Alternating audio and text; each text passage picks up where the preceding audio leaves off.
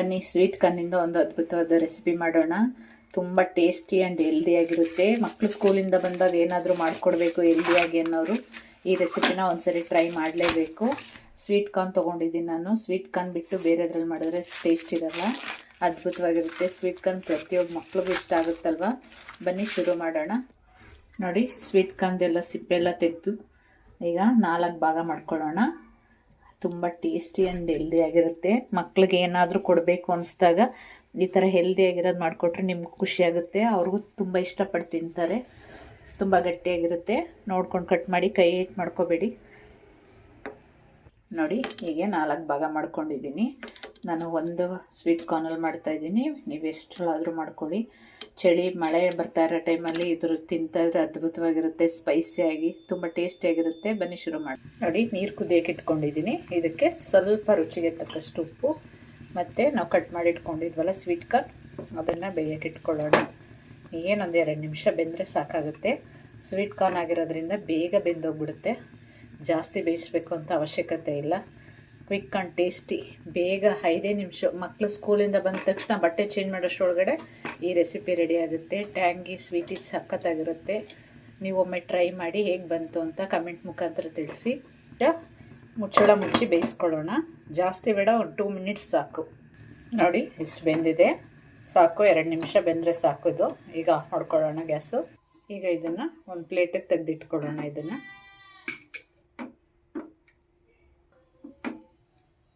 ಈಗ ನೀರನ್ನು ಚೆಲ್ಬಿಟ್ಟು ಇದೇ ಪಾತ್ರೆಯಲ್ಲಿ ಮಾಡ್ಕೊಳ್ಳೋಣ. ನೋಡಿ, ಈಗ ಒಂದು ಪ್ಯಾನ್ಗೆ ಬಟರ್ ಹಾಕ್ಕೊಳ್ಳೋಣ. ಬಟರ್ ನಾನು ನಂದಿನಿ ಬಟರ್ ತೊಗೊಂಡಿದ್ದೀನಿ. ನೀವು ಯಾವುದಾದ್ರೂ ಮನೇಲಿ ಮಾಡಿರೋದಾದರೂ ಸರಿ, ಯಾವುದಾದ್ರೂ ಸರಿ, ನಿಮ್ಮ ಚಾಯ್ಸು. ಬಟರ್ ಕರಗಿದ ತಕ್ಷಣ ಸಣ್ಣಗೆ ಚಾಪ್ ಮಾಡ್ಕೊಂಡಿರೋಂಥ ಗಾರ್ಲಿಕ್ ಹಾಕೋತಾ ಇದ್ದೀನಿ. ಗಾರ್ಲಿಕ್ ಚೆನ್ನಾಗಿ ಫ್ರೈ ಮಾಡ್ಕೊಳ್ಳೋಣ, ಹಸಿ ಸ್ಮೆಲ್ ಹೋಗೋವರೆಗೂ. ತುಂಬ ಟ್ಯಾಂಗಿ ಸ್ಪೈಸಿ ಆಗಿರುತ್ತೆ. ಇವಾಗ ಇದಕ್ಕೆ ರೆಡ್ ಚಿಲ್ಲಿ ಪೌಡರ್ ಹಾಕ್ಕೊಳ್ತಾ ಇದ್ದೀನಿ. ನೀವು ರೆಡ್ ಚಿಲ್ಲಿ ಪೌಡರ್ ಬೇಡ ಅಂದರೆ ಚಿಲ್ಲಿ ಫ್ಲೇಕ್ಸ್ ಹಾಕೋಬೋದು. ಮತ್ತು ಒಂದು ಅರ್ಧ ಸ್ಪೂನು ಹ್ಯಾರಿಗೇನು ಹಾಕೋತಾ ಇದ್ದೀನಿ, ಸ್ಪೈಸು. ನಿಮಗೆ ಅದಿಲ್ಲ ಅಂತಂದರೆ ಚಿಂತೆ ಮಾಡೋ ಅವಶ್ಯಕತೆ ಇಲ್ಲ. ನೀವು ಪುದೀನಾನಾದರೂ ಹಾಕೋಬೋದು, ಆಪ್ಷನ್ನು. ಮತ್ತು ಪೆರಿ ಪೆರಿ ಪೌಡರು ಕೂಡ ಹಾಕೋಬೋದು.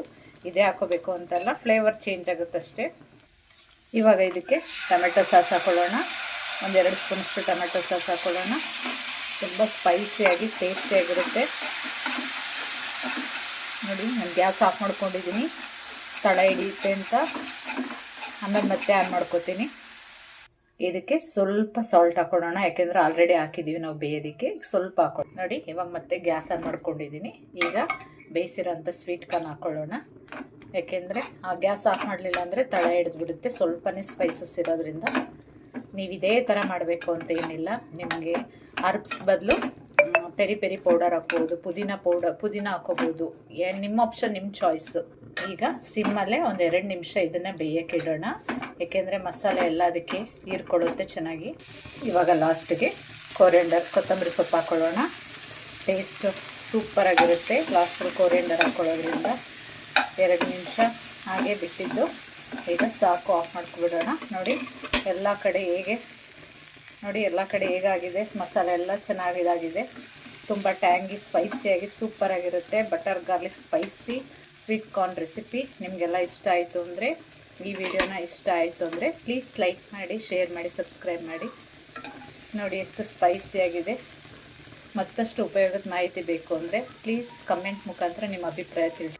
ನೋಡಿ ಎಷ್ಟು ಅದ್ಭುತವಾಗಿದೆ.